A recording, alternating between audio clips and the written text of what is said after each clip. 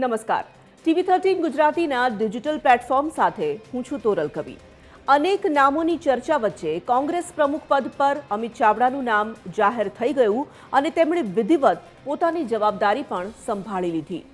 મોટા ભાગે અવઢવમાં રહેતી કોંગ્રેસે પણ નામની જાહેરાત કરી દીધી, પણ મેનેજમેન્ટમાં માસ્ટર એવી ભારતીય જનતા પાર્ટીમાં લાંબા સમયથી બે મુદ્દા એવા છે જેમાં કોકડું ગૂંચવાયેલું જોવા મળી રહ્યું છે।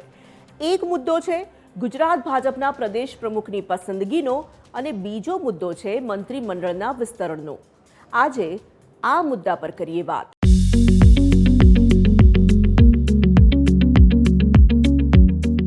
સંસદનું ચોમાસું સત્ર શરૂ થવાના એક દિવસ પહેલા જ ઉપરાષ્ટ્રપતિ જગદીપ ધનખડે રાજીનામું ધરી દઈને સૌ કોઈને ચોંકાવી દીધા। સ્વાભાવિક, અચાનક આવા પદ પરથી રાજીનામાના સમાચાર આવે તો વાત ગળે ઉતરે નહીં। સ્વાભાવિક આ મુદ્દા પર ગણગણાટ શરૂ થઈ ગયો અને રાજકારણ પણ તેજ થઈ ગયું। સ્વાસ્થ્યનું કારણ ભલે આપવામાં આવે, પણ આ રાજીનામા પાછળ કંઈક જુદું જ કારણ હોવાની અટકળોએ વેગ પકડ્યો છે। અનેક અટકળોની વચ્ચે એવી પણ ચર્ચા સામે આવી કે ઉપરાષ્ટ્રપતિને રાજીનામા બાદ રાષ્ટ્રીય પ્રમુખ બનાવાઈ શકે છે, પણ હાલની ગતિવિધિ જોતા તે વાતમાં કંઈ દમ હાલ તો નથી દેખાઈ રહ્યો। તેના કારણ અને શક્યતાઓ અને સંભાવનાઓ પણ ફરી ક્યારેક ચર્ચા કરીશું। ભાજપમાં આજકાલ એવું કેમ થઈ રહ્યું છે કે જે કાયમ થતું આવ્યું છે તેવું હાલ ફિલહાલ દેશના સૌથી મોટા પક્ષમાં નથી જોવા મળી રહ્યું। પહેલો મુદ્દો એ કે CR પાટીલનો પ્રમુખ તરીકેનો કાર્યકાળ પૂર્ણ થઈ ગયો છે, પણ તેમના સ્થાને કોણ આવશે તે મુદ્દો હજી પણ વણ ઉકેલાયેલો છે। પ્રદેશ અધ્યક્ષના નામો જે આજ સુધી ચર્ચાતા રહ્યા તેમાં આપણે અનેક નામી અનામી નેતાઓની યાદી સાંભળી ચૂક્યા છીએ। પ્રદેશ પ્રમુખના નામમાં જ્ઞાતિનું સમીકરણ જોવાશે અને બને કે OBC નેતાને તક આપવામાં આવે।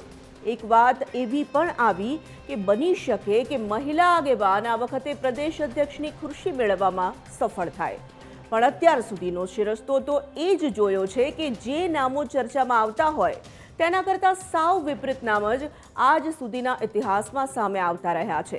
એ પછી મુખ્યમંત્રીના નામ માટે હોય, ધારાસભા કે લોકસભાના દાવેદારોના નામ માટે હોય કે પછી કોને કયું ખાતું સોંપવામાં આવશે તેની ધારણાને લઈને હોય, પણ સાવ નવું ન ધારેલું નામ આપીને તમામને ચોંકાવી દેવા એ ભાજપની અત્યાર સુધીની એક છાપ રહી છે।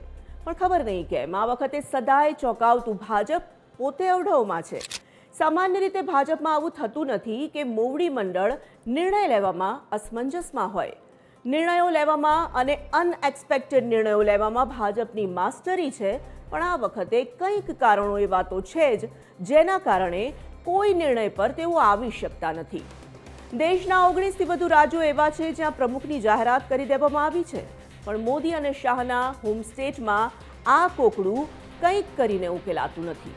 થોડા સમય પહેલા મોહન ભાગવતે એક નિવેદન આપ્યું અને RSS અને ભાજપ વચ્ચે સબ સલામત ન હોવાની વાતને ફરી હવા મળી અને તેના કારણે જ નડ્ડાને સ્થાને કોને રાષ્ટ્રીય પ્રમુખ બનાવાશે તે મુદ્દો અટકી પડ્યો છે। હવે પહેલા રાષ્ટ્રીય પ્રમુખ કે પહેલા પ્રદેશ પ્રમુખ એ સમજવું મુશ્કેલ થતું જઈ રહ્યું છે। આ મુદ્દો તો ગૂંચવાયેલો છે જ, અને બીજી તરફ ગુજરાતના મંત્રીમંડળના વિસ્તરણની ચર્ચાઓ છેલ્લા 2 વર્ષથી ચાલી રહી છે, પણ તેને લઈને પણ કોઈ જ જાહેરાત થતી નથી। કોંગ્રેસમાંથી અર્જુન મોઢવાડિયા અને CJ ચાવડા ભાજપમાં ભળ્યા ત્યારે જ તેમને મંત્રીપદનું વચન આપવામાં આવ્યું હતું, પણ તે પણ ફેલાઈ રહ્યું છે। કોંગ્રેસના અન્ય કેટલાક નેતાઓ જેમણે પક્ષ બદલ્યો તેમના નામ ઉમેરાઈ શકે છે, તો સાથે જ હાલ જે મંત્રીપદ ભોગવી રહ્યા છે તેમનો કાર્યકાળ પૂર્ણ પણ થઈ શકે છે, પણ આ બધી જ જો અને તોની જ વાતો છે ને। વચ્ચે એવી પણ અફવાઓએ જોર પકડ્યું હતું કે ગુજરાતમાં નેતૃત્વ બદલાઈ શકે છે અને મંત્રીમંડળમાં પણ નવા જૂનીના પૂર્ણ એંધાણ છે। આવો જ સિનારીઓ જોવા મળ્યો હતો આનંદીબેન પટેલ અને સ્વર્ગીય વિજય રૂપાણીના સમયે પણ। તે વખતે પણ વાત તો આવી જ બહાર આવી હતી કે નેતૃત્વ બદલાય છે, ત્યારે તેને માત્ર અફવા ગણાવાઈ રહી હતી, પણ થોડા જ સમયમાં એ અફવા સાચી ઠરી અને આપણે તેના સાક્ષી થઈ ચૂક્યા છીએ। પોતાના કામમાં હંમેશા સિક્રેસી જાળવતા પક્ષને જનતા હવે કડવા લાગી છે એવું તો લાગી રહ્યું છે। અને બીજો સવાલ એ પણ સામે આવી રહ્યો છે કે ત્વરિત નિર્ણય લેવા ટેવાયેલો પક્ષ કોઈ નિર્ણય પર કેમ નથી પહોંચી શકતો? આખરે ફરી આ જ અટકળો આખરે કેમ? કહેવાય છે ને કે ધુમાડો ત્યાં જ દેખાય જ્યાં આગ લાગી હોય.